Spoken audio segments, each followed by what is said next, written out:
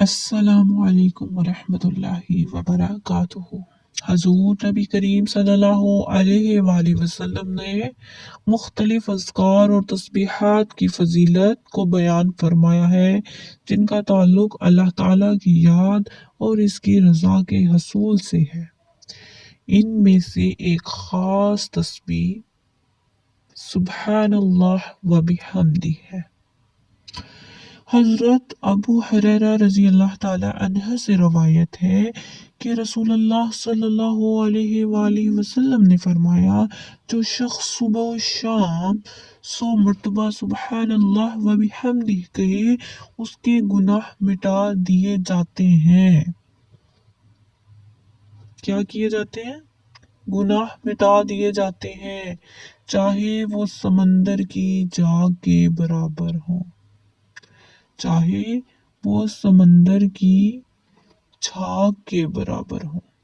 اس حدیث سے یہ معلوم ہوتا ہے کہ اللہ تعالیٰ اپنے بندے کو اپنی یاد میں مشغول رکھنے کے لیے ایسی تسبیحات عطا فرماتا ہے جن کے ذریعے نہ صرف بندے کے گناہ معاف ہوتے ہیں بلکہ وہ اللہ کے قریب بھی ہو جاتا ہے۔ ایک اور حدیث میں آتا ہے کہ نبی کریم صلی اللہ علیہ وآلہ وسلم نے فرمایا، اللہ کے نزدیک سب سے محبوب کلام 4 ہیں: سبحان اللہ، الحمدللہ، لا الہ الا اللہ، اللہ اکبر۔ ان میں سے کسی بھی کلام کو کسی بھی ترتیب میں پڑھا جا سکتا ہے۔ یہ صحیح مسلم حدیث نمبر 2137 ہے۔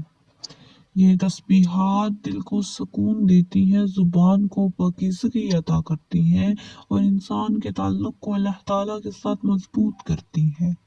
اس لیے جو بندہ اللہ کو زیادہ یاد کرتا ہے اس کی زبان پر یہ کلمات خود بخود جاری رہتے ہیں۔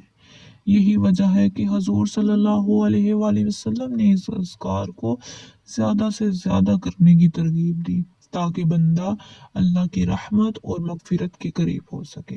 اس تسبیح کو اپنے معمولات میں شامل کریں اور دوسروں کو بھی اس کی تلقین کریں تاکہ ہم سب اللہ کی رضا کے حقدار بن سکیں۔ آپ سے گزارش ہے کہ یہ خوبصورت پیغام آگے زیادہ سے زیادہ لوگوں تک پہنچائے تاکہ ہم سب مل کر نیکی کا پیغام پھیلائیں۔ یہ صدقہ جاریہ بن سکتا ہے۔ آپ کی دعائیں اور تعاون ہمارے لیے سب سے زیادہ اہم ہے۔